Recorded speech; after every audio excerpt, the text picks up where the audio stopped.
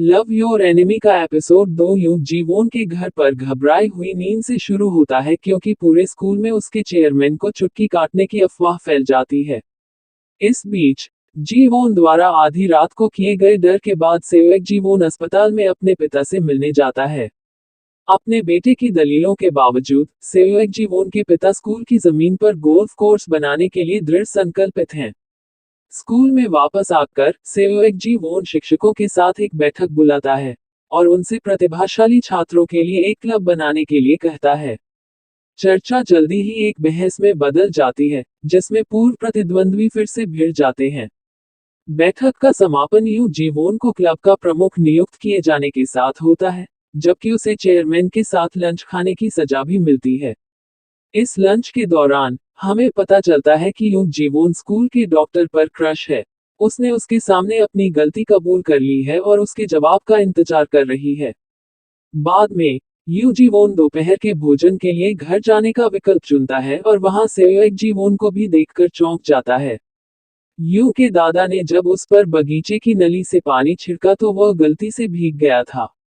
बातचीत के दौरान सेवक जीवोन बताता है कि कैसे उसके पिता गोल्फ कोर्स बनाने के लिए अड़े हुए हैं। स्कूल वापस जाते समय दोनों प्रतिद्वंद्वी अजनबियों की तरह व्यवहार करने के लिए सहमत होते हैं। इसके तुरंत बाद एक आकर्षक नई जिम टीचर गोंग मूनसू स्कूल में आता है और यू जीवोन को पहचानता है। हालांकि वह ये नहीं पहचान पाती कि वह कौन है। बाकी सभी उसे एक पूर्व स्टार तैराक के रूप में पहचानते हैं, जिसे चोट लगने के बाद छोड़ना पड़ा था। इस बीच यू के दोस्त मेंग सुआको से जीवोन पसंद आ जाता है और वह उसे शिक्षकों की डिनर मीटिंग में आमंत्रित करने की योजना बनाते हैं। हालांकि एक समस्याग्रस्त माता पिता यू जीवोन को घंटों तक रोके रखता है। इसके बावजूद सेक जीवोन चुपचाप उसके खत्म होने का इंतजार करता है ताकि वे साथ में डिनर पर जा सके, एक ऐसा इशारा जो यू जीवोन को और भी परेशान करता है।